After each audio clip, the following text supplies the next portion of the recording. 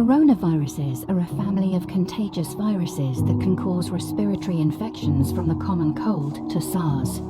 These viruses can mutate rapidly, resulting in the 2019 new coronavirus named SARS coronavirus 2, which has crown-like spikes that characterize the family. As with most viruses, SARS coronavirus 2 commonly spreads from an infected person to others through droplets in the air when coughing and sneezing, through close personal contact, or by touching a contaminated surface and then touching the face. Unless controlled, each infection typically results in 2 to 3 subsequent people being infected.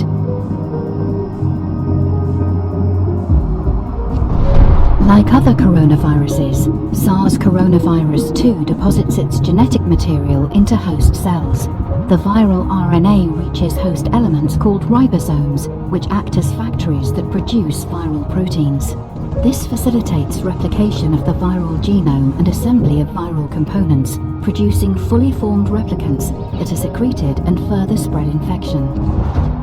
Infection caused by SARS coronavirus 2 is known as COVID-19 and can cause fever, coughing and breathing difficulties, along with cold-like symptoms.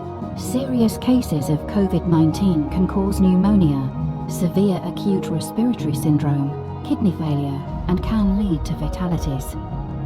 Global health organizations have outlined preventive measures to reduce the chances of SARS coronavirus 2 infection, including refraining from touching the face with unclean hands and frequent hand washing with soapy water.